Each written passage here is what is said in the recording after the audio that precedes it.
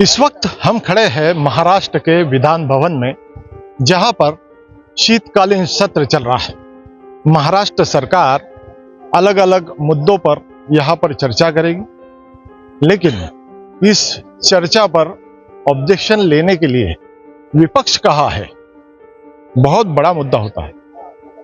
इस बार अधिवेशन की सत्र की अगर हम बात करें, हुजूम तो है, लोग तो है, अपने अलग अलग समस्याओं को लेकर के आ तो रहे हैं, लेकिन उन समस्याओं को सरकार के सामने रखेगा कौन?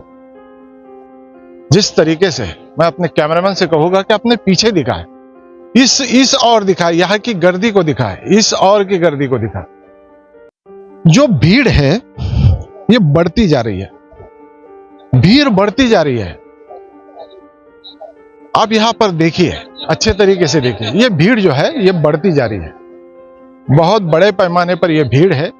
उसके विपरीत यहां पोडियम लगे हैं, कई सारे कैमरे लगे हैं। मैं अपने कैमरामैन से कहूंगा कि सामने से आकर के ये सारी चीजों को दिखाए।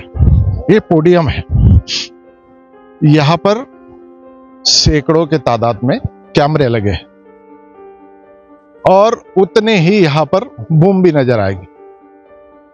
कैमरामैन इंतजार कर रहे हैं कि सरकार ने जो नीति रखी है उस नीति के विरोध में बोलने वाला कोई यहां पर आए और कहे और बताए कि जनता के मुद्दे क्या है, जनता की मांग क्या है, जनता क्या चाहती है। इसी के इंतजार में ये लोग यहां पर बैठे हैं, लेकिन कोई भी यहां पर बोलने को नहीं है, क्योंकि विपक्ष का नेता ही नहीं है।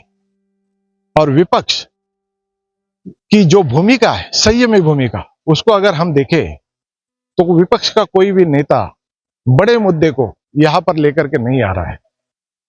सरकार जिस तरीके से बोल रही है, सत्ता पक्ष के लोग जिस तरीके से बोल रहे हैं, वही लोग यहां पर पोडियम पर आते हैं, वही लोग हमने आज क्या किया उसका खुलासा करते हैं। लेकिन वो किया, वो सही किया, गलत किया, क्या किस तरीके से किया, ये सारी चीजों को हम सेशन के दौरान, सत्र के दौरान करीब से देख रहे हैं। आम जनता अपने मुद्दे लेकर के विपक्ष के पास जाती है, लेकिन विपक्ष है कहां? ना विपक्ष का नेता है और ना ही विपक्ष के लोग हैं जो यहां पर दमदार तरीके से अपनी बातों को, लोगों की बातों को, जनता की बातों को यहां पर रख पाए।